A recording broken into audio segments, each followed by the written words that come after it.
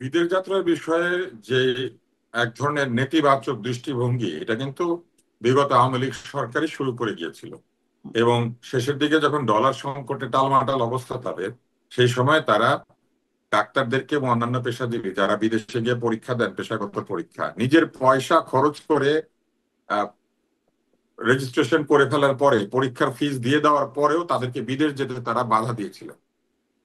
তারা এমন একটা কাণ্ড করেছিলেন যে ভারতের সঙ্গে একটা যৌথ ক্রেডিট কার্ড চালু করেছিলেন, যেখানে ভারতীয় রুপি আমরা ব্যবহার করব। এরকম নানান ধরনের কাণ্ড কারখানা আগের আওয়ামী লীগ সরকার করে গিয়েছিলেন। আমরা আশা করেছিলাম যে এই সরকার আসবার পরে অন্তত যারা পেশাজীবী, যাদের পেশাগত দক্ষতার জন্য বিদেশ থেকে ডিগ্রি নিতে হয়, এমন যারা আছেন তারা সহজে বিদেশ যেতে পারবেন। আমি আপনাকে একাধিক আদেশ দেখাতে পারবো যেখানে এই সরকারও একইভাবে ডাক্তারদেরকে এবং অন্যান্যদেরকে যারা শিক্ষাগত কারণে বিদেশে যেতে চান তাদেরকে বাধা দিয়েছে। এমনকি একটি পেশাগত ধারায়, আমি ডাক্তারদের নাম উল্লেখ করবো না বা প্রতিষ্ঠানের নাম উল্লেখ করবো না, মনে করে নেন যে একটা মেডিসিন, এই মেডিসিন বিষয়ে কেউ উচ্চশিক্ষার জন্য বিদেশ যাবেন এটা বলার পরে বা উচ্চতর প্রশিক্ষণের জন্য বলার পরে সচিবালয় থেকে প্রশ্ন করা হয়েছে, মেডিসিন বিষয়ের এই চিকিৎসক মেডিসিন বিষয়ে ডিগ্রি নিলে এটা তার পেশাগত কাজে কি উপকার করবে, এটা ব্যাখ্যা করতে বলা হয়েছে। এই সরকার আসার পর আরেকটা অদ্ভুত নির্দেশ দিয়েছিলেন, কেউ যদি বিদেশে যায় কনফারেন্স বা কোথাও অ্যাটেন্ড করতে, তিনি যে সেটা অ্যাটেন্ড করেছেন এটার ছবি দিতে হবে, উদ্বোধনী অনুষ্ঠানে তার উপস্থিতি এবং ক্লোজিং অনুষ্ঠানে উপস্থিতি। এখানে মোট 11টি ধারা ছিল। সে 11টি ধারার মধ্যে তারা সর্বশেষে যেটা লিখেছেন, আরো ধারা ছিল, 11 নম্বর ধারার আসার পরে বলেছেন উপরের এই 11টি বিষয় সম্পূর্ণভাবে কমপ্লিট করে যাওয়ার আগেই জমা দিয়ে যেতে হবে। যাওয়ার আগে আপনি উদ্বোধনী অনুষ্ঠানের ছবি আর ক্লোজিং এআই অনুষ্ঠানের ছবি আছে তো। কিভাবে দিবেন? এআই।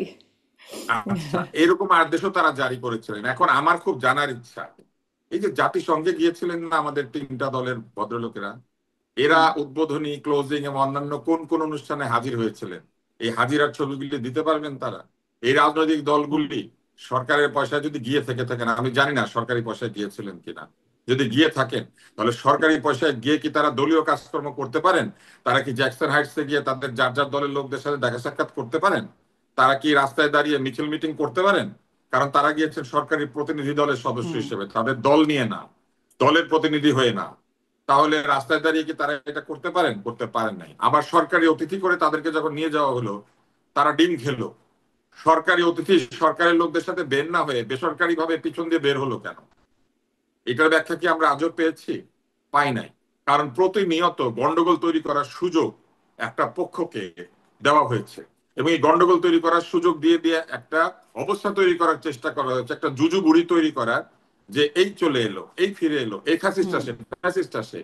যে ফ্যাসিস্টকে আপনারা সদল বলে ক্ষমতা থেকে নামিয়ে দিতে পেরেছেন, সেই ফ্যাসিস্ট হঠাৎ করে ঢুকে পড়বে যেখানে তার ক্ষমতা নাই, পুলিশ নাই, তার আর্মি নাই, কেউ নাই তার সাথে, সে কি করে হাজির হবে? এটা বললে কেউ বিশ্বাস করবে? করবে না। কিন্তু এটা তারা কেন করেছেন? এই জুজুবুড়ির ভয়টা তারা দেখানোর চেষ্টা করেছেন। আর সবশেষে আমি এতটুকুই বলবো যে সরকারি এক্সচেকারের টাকা খরচ করা যাবে, এটা তো কোনো অসুবিধা নাই, কিন্তু এটার ব্যাখ্যা থাকতে হবে।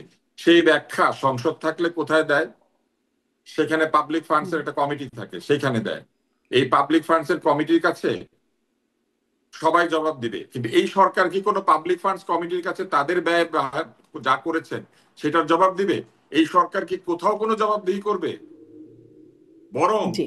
এই সরকার তো জবাবদিহি করবেই না, উল্টা গণপরিষদ তৈরি করার যে বিধান রেখেছেন সেইটারও ইন্ডেমনিটি দিয়ে দিয়েছেন তারা। যে কাজ জনগণের অভিপ্রায় নিয়ে গণভোট করে গণপরিষদ করছে, সেটার জন্য আলাদা করে আবার ইন্ডেমনিটি লাগবে কেন? কারণ তারা জানেন যে এই যে সিদ্ধান্ত গ্রহণ এবং অন্যান্য যে প্রক্রিয়াগুলি তারা করছেন, এখানে অবৈধতা আছে। এবং অবৈধতা আছে জেনেই তারা একবার গণভোটও করছেন বৈধতা দেওয়ার জন্য, আবার গণভোট এবং অন্যান্য ভাবে যে নির্বাচিত গণপরিষদ হবে, যদি গণভোট হ্যাং হয়ে যায়, তাদেরকে আলাদা করে আবার ওর মধ্যেই আবার ইন্ডেমনিটি দিয়েছেন যে তারা দায়মুক্ত। জনগণের অভিপ্রায় নিয়ে আপনি একটা কাজ করলে এটা দায়মুক্তি লাগবে কেন? তাই না?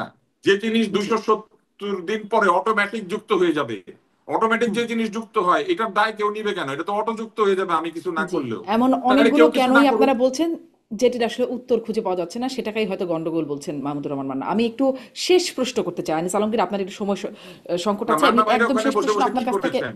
আমি তো মান্না ভাইকেও দোষী করবো। ঐকমত্য বৈঠকে যারা যারা ছিল প্রত্যেকের দোষ নিতে হবে। ওনারা ওখানে বসে বসে কি করেছেন যে এরপরে বের হয়ে আসার পরে ওনারা সই করে দেওয়ার পরও জিনিসপত্র বদলায়? এটা ওনাদের দায়িত্ব নাই? ওনারা খালি শুধু প্রধান উপদেষ্টাকে সবাইকে বকা দিবেন? মান্না ভাই নিজে কি বদলালে কি করেছেন করবেন ওখানে ওনারা? বসে? বদলালে কি করবেন? বদলালে কি করবেন? কি করার আছে? মানে যেমনটা বলছেন হাসনাত আব্দুল্লাহ যে কাবির নামায় সই করেছেন, এখন আর না, সংসার ওনারা করতেই শর্ত হবে। দিতে পারেন নাই যে কাবির নামায় সই করার পরে নতুন করে দেন মোহর ঠিক করা, নতুন করে বরকনের নাম এফিডেভিট করা, হুম। বাপের নাম বদলানো, মায়ের নাম বদলানো, এগুলো করা যাবে না? ওনারা সেই এটাই তো শর্তটা দিতে হবার পারেন কথা, নাই। তাই না? এটা তো আবার শর্ত দিতে হয়? এটা কি না, মানে বিয়ের মানে সময় কি হবার কাবির নামে হবার কথা বলে তো পরবর্তীতে কিছু নাই। পরিবর্তন হবে না? এটা তো হবার বলার কথা বলে তো নতুন কিছু কিছু। নাই। হ্যাঁ, স্বৈরতান্ত্রিক কোন সিদ্ধান্ত নিলে অগণতান্ত্রিক সিদ্ধান্তের মধ্যে আবার হবার কথা জি, নাই কি? জি, সকালবেলা সেজন্যই যা জিজ্ঞেস মনে করলাম হবে তাই তাদের আসলে হবে। কি করার ছিল এখানে।